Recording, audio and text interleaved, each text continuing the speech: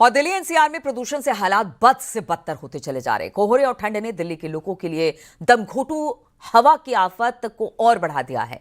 दिल्ली को प्रदूषित हवा से अभी राहत मिलने के आसार ना के बराबर हैं। आज सुबह दिल्ली का औसत AQI 381 दर्ज किया गया। ऐसे में जहरीली हवा से बचने के लिए लोगों ने N95 मास्क का सहारा लेना शुरू कर दिया है। साथ ही लोगों को आंख में जलन और सांस के मरीजों को परेशानी हुई है। सुबह की शुरुआत धुंध और कोहरे से हुई, वहीं पूरे दिन आसमान में स्मॉग की मोटी चादर भी दिखाई दे रही है। कई जगहों पर विजिबिलिटी भी बेहद कम नजर आई।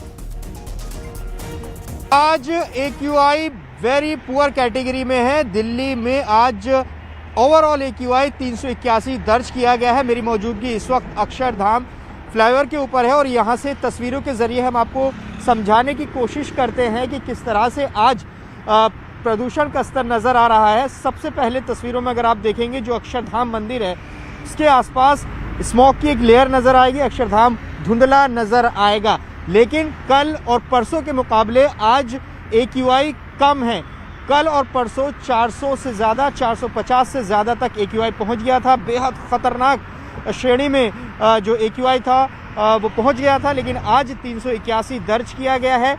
और अगर मैं अक्षरधाम से सटा हुआ NH9 आपको दिखाना चाहूँ तो यहाँ पर आपको अभी भी स्मॉग नज़र आएगा। आप तस्वीरों में देख सकते हैं, ये पूरा जो सड़क है इस पर आपको स्मॉग नज़र आएगी। लेकिन जो 2 दिन से कोहरा पड़ रहा था, घना कोहरा पड़ रहा था, वैसी स्थिति आज नहीं है। कल और परसों जो है 50 मीटर विजिबिलिटी दर्ज की गई थी, लेकिन आज सफदरजंग इलाके में 1000 मीटर विजिबिलिटी रिकॉर्ड की गई है।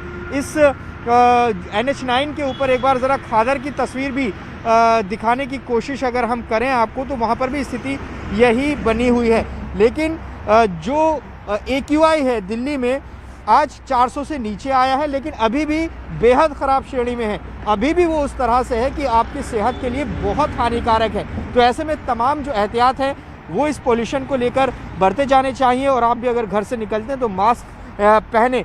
लेकिन इस AQI के बढ़ने की वजह से जो ग्राफ 4 लगाया गया था वो अभी भी लागू है। जो तमाम तरह की सख्त पाबंदियाँ हैं वो अभी भी चल रही है। ग्राफ 4 में कोई तब्दीली नहीं की गई है। तो फिलहाल जो दिल्ली का पोल्यूशन लेवल है वो अभी भी बढ़ा हुआ है।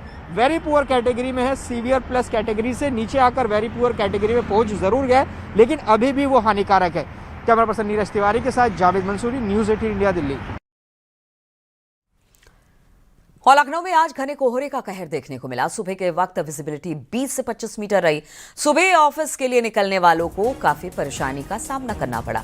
बच्चों को भी स्कूल जाते वक्त दिक्कत हुई। मौसम विभाग की ओर से बताया गया है कि आने वाले दिनों में पारा और नीचे आएगा। राजधानी लखनऊ में सीजन के पहले कोहरे का असर दिख रहा है। सुबह 7:30 बजे विजिबिलिटी करीब 20 से 25 मीटर है। जितने भी वाहन चालक हैं वो अपनी गाड़ियों के इंडिकेटर हेडलाइट जलाकर चल रहे हैं ताकि कोहरे में बेहतर तरीके से ड्राइविंग हो सके और साफ दिखा जा सके।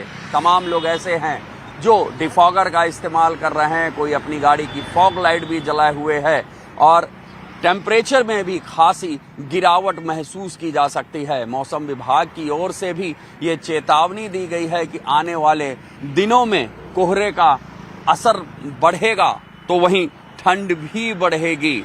सुबह का समय हो गया है, लोग अपने अपने दफ्तरों के लिए निकल रहे हैं, अपने काम रोजगार के लिए निकल रहे हैं और इसी कोहरे, इसी धुंध की चादर को चीरते हुए सब आगे बढ़ रहे हैं। कैमरामैन गोपीगिरी के साथ ऋषभ मणि त्रिपाठी, न्यूज़ 18 लखनऊ।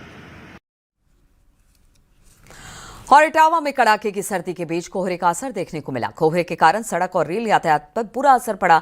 महानंदा और नॉर्थ ईस्ट एक्सप्रेस को रद्द कर दिया गया। 120 और 130 किलोमीटर की रफ्तार से चलने वाली ट्रेनों की स्पीड को घटा दिया गया। गोंडा में भी कोहरे की चादर दिखाई दी। कोहरे के चलते कई ट्रेनें लेट हो गई हैं। वहीं सड़क पर चलने वालों में भी लोगों को दिक्कतें हो रही हैं, जबकि हरदोई में भी तापमान में कमी दर्ज की गई है। कोहरे की वजह से जनजीवन अस्त व्यस्त हो गया है।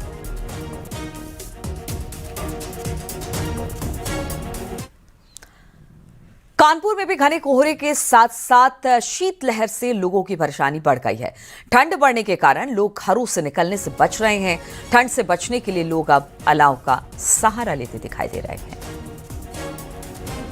ठंड और कोहरे की चादर में शहर अब लिपटने लगा है। यही वजह है कि तापमान में भी अब गिरावट देखने को मिल रही है। पिछले 2 दिन से लगातार उत्तर प्रदेश का कानपुर जनपद टॉप 3 में आ चुका है। इस वक्त न्यूज़ 18 टीम आप देख सकते हैं कि कानपुर के विजयनगर में जहां कोहरे की चादर में शहर किस तरह लिपटा हुआ है, ठंड और ठिठुरन बढ़ी है, गलन बढ़ी है और कोल्ड वेव्स भी बढ़ी हैं।